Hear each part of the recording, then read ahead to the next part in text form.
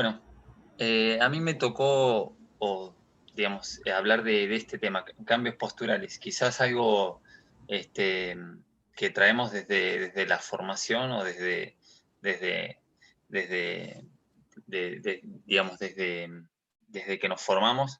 Y bueno, ¿qué relevancia tiene esto, no? ¿Qué costo tiene también esto, no? Si tiene un impacto real sobre los pacientes. Y me pareció bueno esto de poder hacer preguntas sobre los cambios posturales, para qué, cómo y cuándo, que ese fue el tema que me designaron.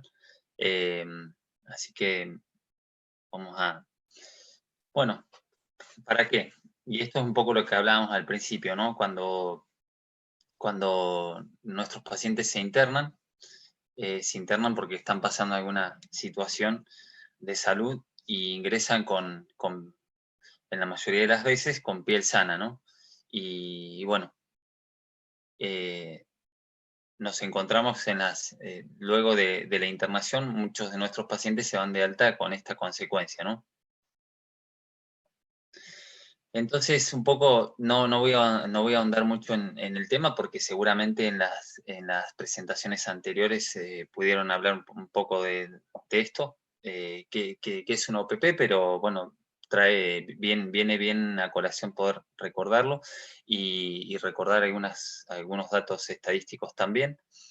Bueno, una úlcera por presión es una lesión de la piel, eso es de lo que vamos a hablar, y de los tejidos subyacentes, que se localiza generalmente sobre una prominencia ósea, como resultado de la presión o presión en combinación con la cizalla. Esto es un concepto relativamente nuevo, donde quizás nosotros nos formamos desde nuestra formación en la universidad, como que la úlcera por presión era solamente la presión que se ejercía sobre dos planos, y en realidad después, luego de varios estudios, también pueden haber varios factores combinantes, como la cizalla o como la fricción, que pueden generar también úlceras por presión. También es importante saber que la presión capilar, o sea, la presión normal de nuestra piel, oscila entre los 16 y 33 milímetros de mercurio, lo cual significa que presiones por encima de 16 milímetros de mercurio produce un colapso de la red capilar, y como consecuencia, digamos, tenemos lesiones en la piel o una isquemia, que posteriormente termina originándose una lesión en la piel, ¿no? Y también este concepto que está, perdón, relativamente instalado, que la dermatitis asociada, o las DAI, es la dermatitis asociada a incontinencia, y las úlceras por presión, tienen distintas etiologías, pero pueden coexistir. Una puede o sea, la dermatitis asociada a la incontinencia puede estar muy ligada o se puede desarrollar una úlcera por presión, o potencia la posibilidad de que el paciente genere una úlcera por presión. Bueno, un poco para saber algunos datos, las úlceras por presión.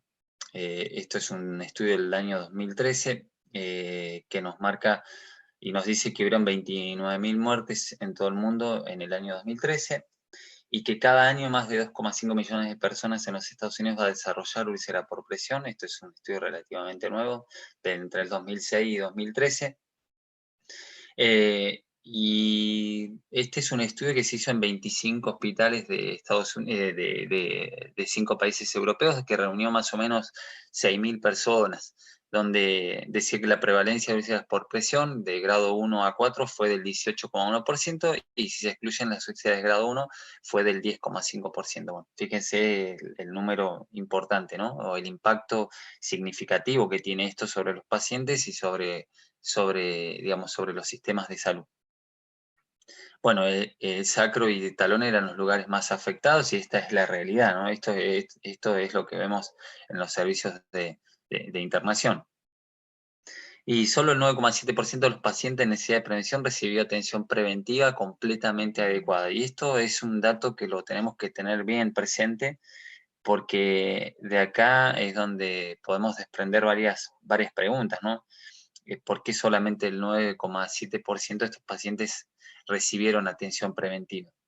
Quizás el personal no estaba capacitado, o la capacitación o la formación quizás no estaba tan, no está tan desarrollada,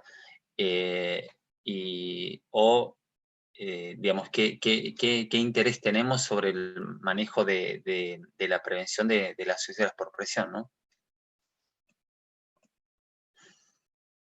Bueno, lo importante es poder hacer un stop, como seguramente todos hicimos, digamos, algo referido al stop por las suicidas por presión en el Día Mundial de las Suicidas por Presión. Es importante destacar la importancia de la calidad asistencial para evitar estas lesiones. O sea, es importante que los sistemas de salud puedan estar en una constante formación y en una constante educación, nosotros como agentes de salud, para poder brindarle a nuestros pacientes un cuidado quizás básico y quizás también económico, para que no sufran ningún tipo de lesiones, ¿no? Concienciar a los profesionales sanitarios de la relevancia de los cambios posturales como principal medida de prevención de este tipo de lesiones.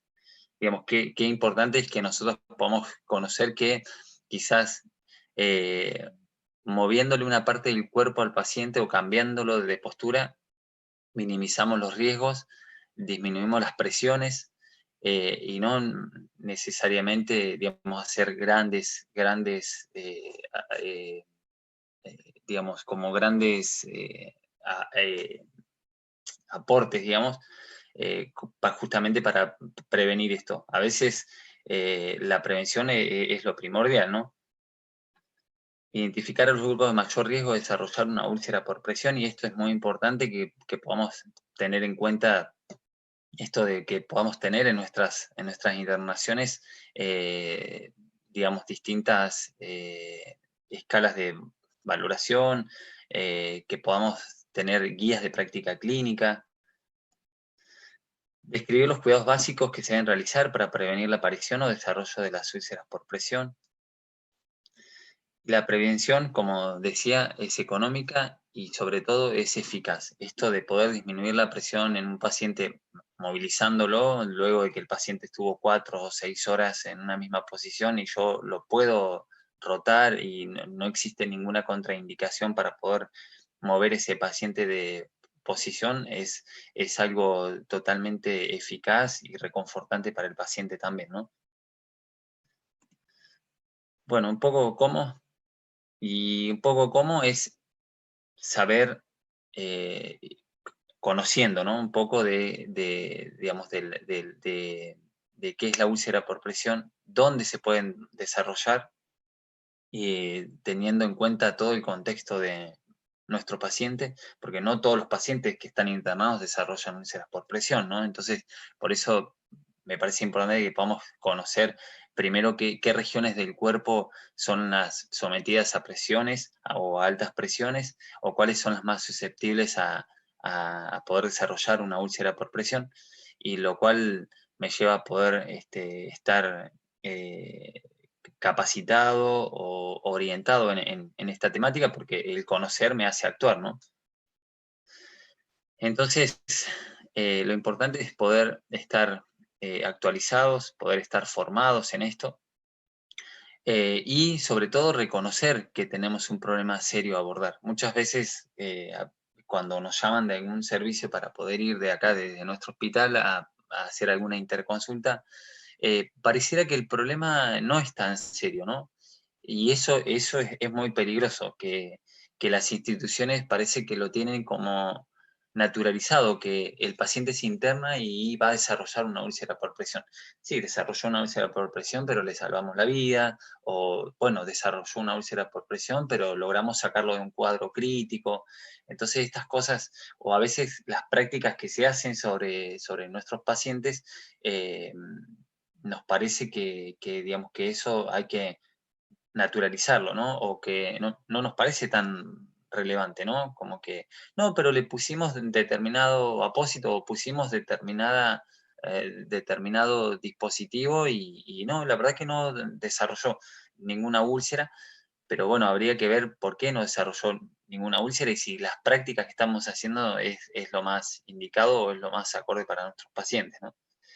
Y son lesiones que sí, que requieren formación y conocimiento. Si yo no conozco de la patología, si yo no conozco de prevención, y fíjense de la prevención que termina siendo económica, o quizás sí las instituciones tienen que invertir quizás en determinados insumos, pero que termina siendo más económica que abordar un paciente ya con la problemática instalada como una úlcera por presión. Y ni hablamos de que el paciente tenga complicaciones a partir de una úlcera por presión, ¿no? Que requiera mayor tiempo de internación, mayor cantidad de insumos para tratar esa herida, también entradas a quirófano, digamos, atención por cirugía plástica, bueno, y también saber digamos, que hay pacientes que van a tener, digamos, más susceptibilidad o sensibilidad a poder desarrollar una úlcera por presión. Pero bueno, todo esto nos lo da cuando uno se forma, cuando uno tiene conocimiento, cuando uno empieza a entrometerse en esta problemática. Y bueno, acá encontré una tabla que habla de las enfermedades asociadas a desarrollar úlceras por presión, bueno, pacientes con diabetes, bueno, pacientes con enfermedad psiquiátrica, neoplasia, fractura de fémur o pelvis en recuperación, los pacientes con EPOC. Bueno, son todas enfermedades que digamos que tienen algún impacto significativo sobre la piel, ¿no? Bueno, también es importante tener en cuenta todos los factores, ¿no? Digamos, es el paciente que se interna, pero es el paciente en su conjunto, no es la enfermedad la que se interna, sino que es un paciente el que se interna. Por ende, también tengo que tener en cuenta que si un paciente se interna, cómo es su condición nutricional, si el paciente está en un estado crítico o si están usando vasodilatadores, ¿no? Por la cuestión del uso de fármacos, que eso también tiene un impacto significativo en la piel, y es importante individualizar a cada paciente, y esto quizás es lo que tiene que ver con que hay pacientes que desarrollan úlceras por presión y hay pacientes que estuvieron en la misma condición que este otro paciente que no desarrolló, pero este sí desarrolló úlceras por presión. Entonces, conociendo la historia clínica de este paciente, conociendo todo el contexto de este paciente, quizás eso nos lleve a poder sacar una conclusión de por qué muchos pacientes desarrollan úlceras por presión y por qué otros no. No voy a hablar mucho de dispositivos porque creo que es la charla posterior a la mía, pero sí sepan que hay dispositivos, digamos, para manejo de presiones, como son los SEMP, que se conocen con esta sigla, que se dividen en dos, que son dispositivos, vienen dispositivos estáticos y dispositivos dinámicos, que ahí es donde uno debería categorizar a los pacientes y poder definir cuál paciente es el que tiene un alto riesgo de desarrollar una úlcera por presión y qué pacientes son de bajo riesgo de desarrollar una úlcera por presión, y en base a eso es la indicación del SEMP o, digamos, el uso de estos dispositivos para poder prevenir, ¿no? Bueno, los requisitos para las superficies de apoyo tienen que ser eficaces en la reducción o alivio de la presión, tienen que ser realmente dispositivos que tengan un impacto significativo sobre la piel,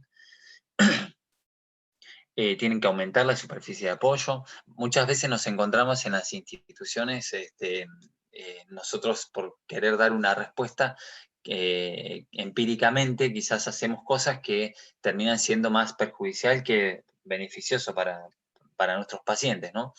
Eh, bueno, tiene que facilitar la evaporación de la humedad, debe provocar escaso calor al paciente, y eso también tiene que ver con las cosas que uno a veces tiene a mano en las instituciones bueno, forma algo o hace algo como para que el paciente esté cómodo o podamos disminuir la presión de determinado sitio, ¿no?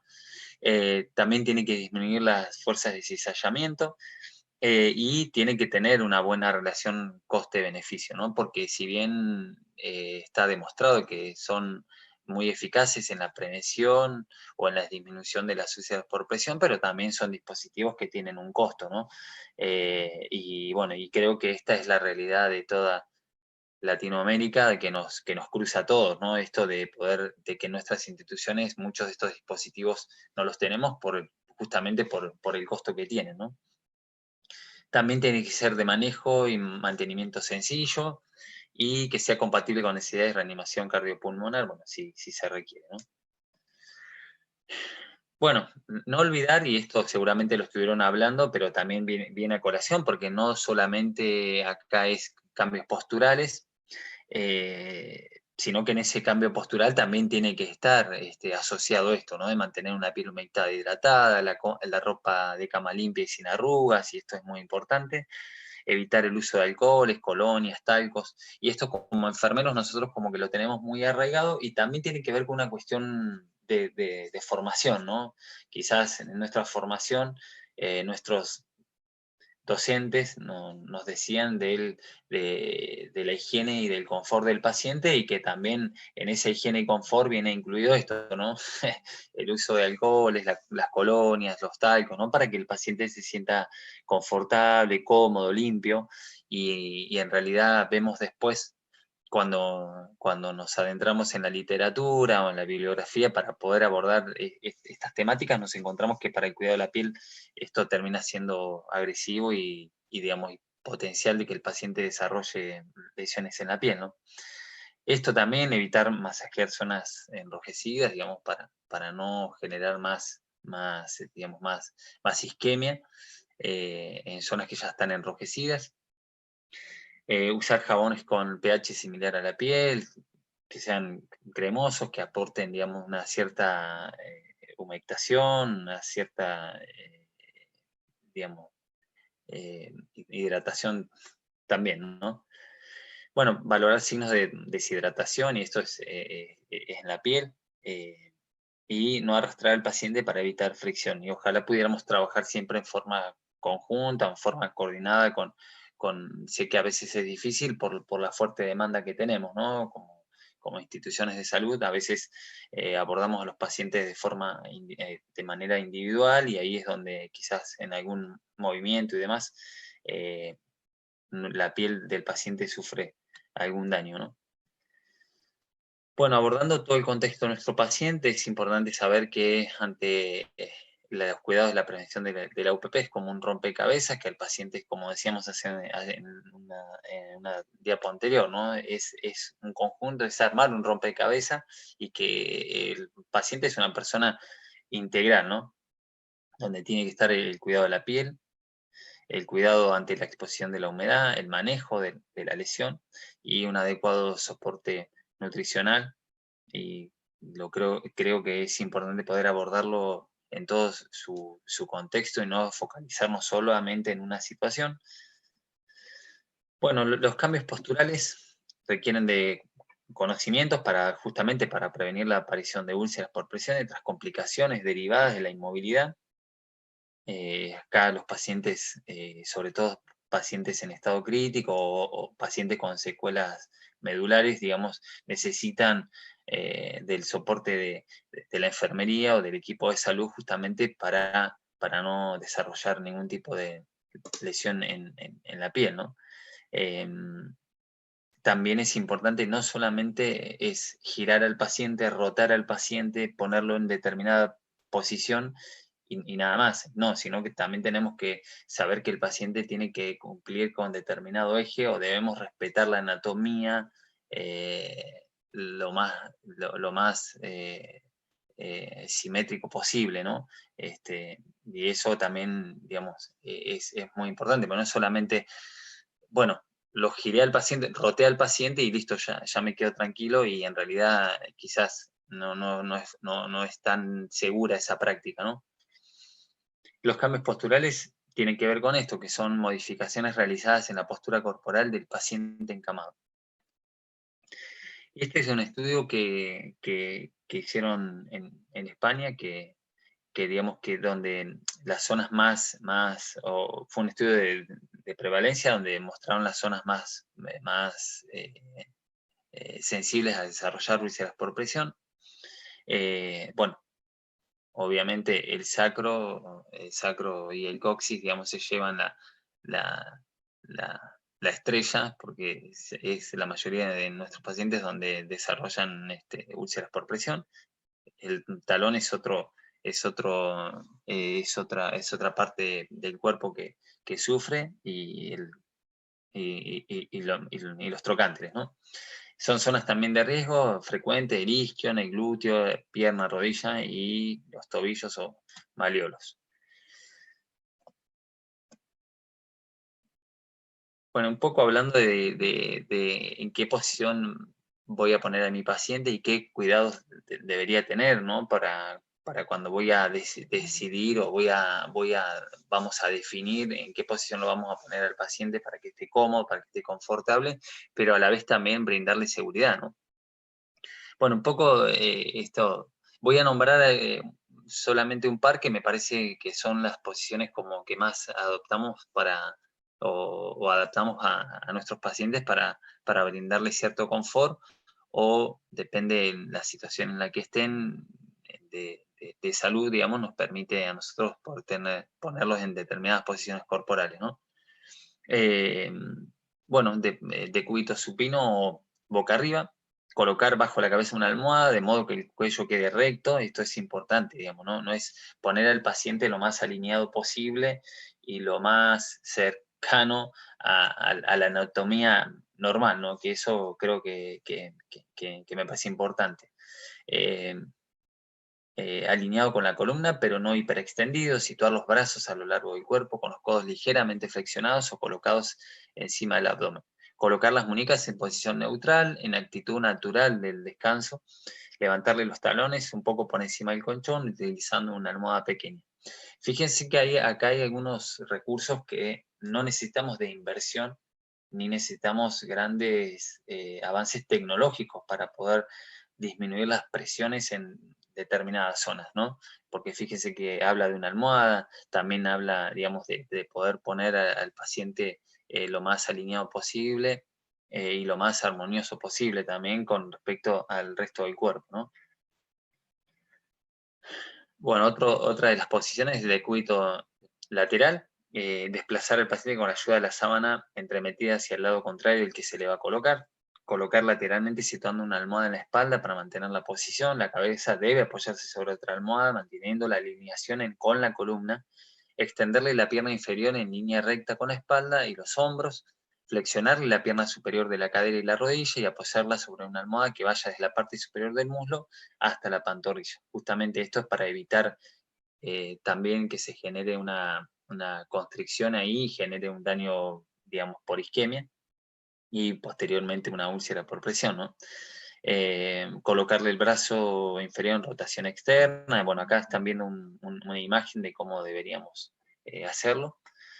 El brazo superior se colocará con el codo en flexión, si es posible, encima de una almohada, y colocar las barandillas laterales. Todo debe ser de una manera armoniosa y segura para el paciente y para nosotros también, ¿no? Bueno, y esto que ha estado muy en boga últimamente, que es justamente el decúbito prono en los pacientes con SARS-CoV-2 o SARS-CoV-2 o COVID-19, que es el decúbito prono, que terminó siendo una estrategia muy eficaz y capaz de mejorar, digamos, la oxigenación en pacientes con síndrome de distrés respiratorio. Bueno, estos pacientes admitidos en las UCI permanecerán, digamos, para que tenga un efecto, digamos, terapéutico en un periodo de aproximadamente 16 a 18 horas, con descansos entre 8 y 6 horas durante 16 días aproximadamente. Y esto es muy importante poder saberlo, por eso me parecía importante que tenemos que estar como capacitados y en conocimiento de estas cosas, porque esto hace que uno programe, ¿no? Y hace que uno pueda adelantarse a la problemática, ¿no? Bueno, la Organización Mundial de la Salud en su recomendación número 8 recomienda mínimo de 12 a 14 horas, teniendo a los pacientes en esta posición, eh, justamente para ayudar a la asistencia ventilatoria. Y bueno, acá también obviamente que tenemos las áreas de mayor riesgo para presentar lesiones por presión. En la cara tenemos la frente, la nariz, los pómulos, el mentón, el pabellón auricular. el tórax y miembros superiores, pectorales, las glándulas mamarias, codos, las crestas ilíacas, los genitales masculinos, miembros inferiores, se ven afectadas la rodilla, el dorso de los pies y los sortejos. Y esta guía, que la pueden encontrar, es una guía de la NEPIAP que salió este año o está del año pasado,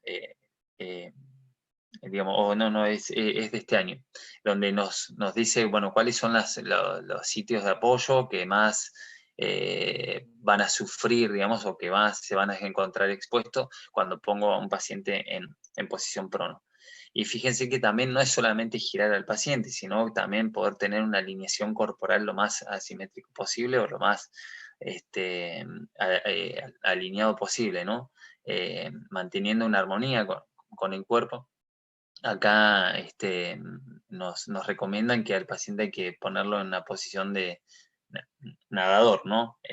Y bueno, acá nos muestra una imagen y bueno, acá hay diferentes zonas también, que es la que nombrábamos, y también el cuidado que tengo que tener sobre estos pacientes, ¿no?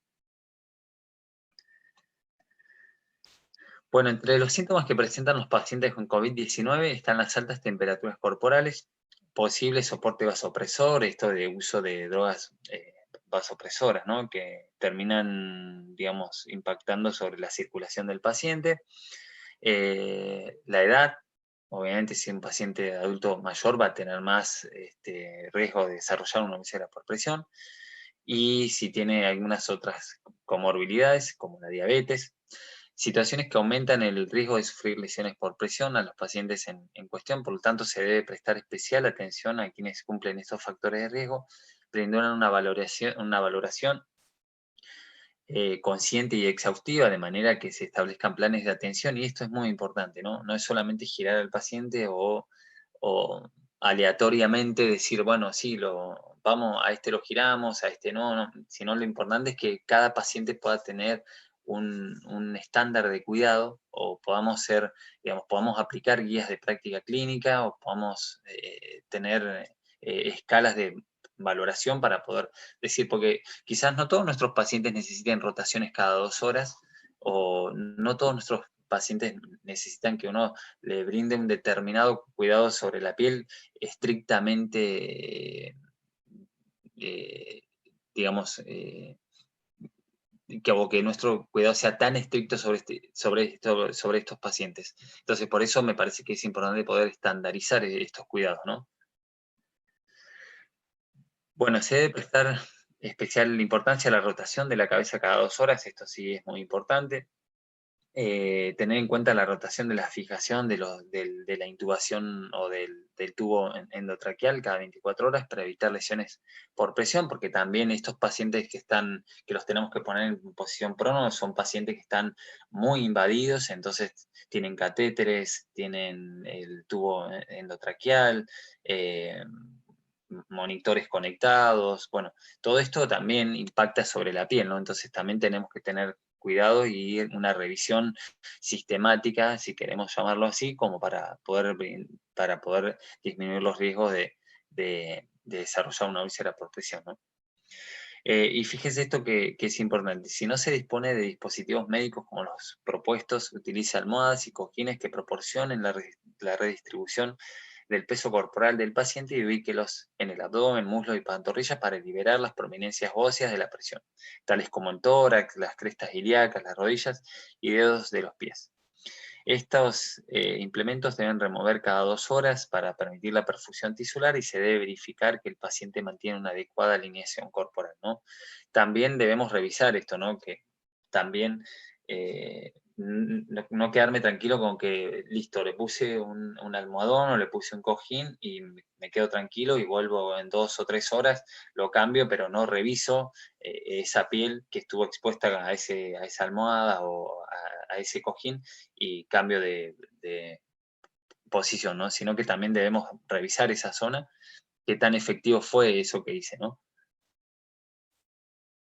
Bueno, sepan que también esto que también se implementó hace unos años, y algunas instituciones acá en Argentina lo fueron implementando, que tiene que ver con este reloj que marca los horarios de rotación, o como para tener una referencia en qué horario rotea el paciente y en qué horario lo debería volver a rotar. Pero siempre, ya les digo, es importante poder individualizar cada cuidado, individualizar a cada paciente, pero tiene que ver con 3 puntos específicos, con el horario, la posición del paciente, digamos, el horario que lo rotee, bueno, en la posición en que lo rotee en ese momento, y las referencias como la cena, el almuerzo y el desayuno. Y bueno, un mensaje que me parece importante, que mi presencia sea cálida, reconfortante y lleve paz y benevolencia para aquellos que sufren del dolor. Me parece importante que como profesionales de la salud podamos estar a la vanguardia. Y fíjense que lo que yo les quería compartir acá son cosas que quizás en nuestro hospital sí las tenemos, como una almohada, como el uso de un cojín, pero que todas sean prácticas seguras, que todas sean prácticas que terminen beneficiando a nuestros pacientes, y que es importante que como profesionales de la salud podamos estar formados, capacitados, y que ojalá nuestras instituciones nos den ese espacio para poder prevenir y para poder educarnos. Así que agradezco enormemente la posibilidad de compartir con ustedes este espacio. Así que gracias por escuchar.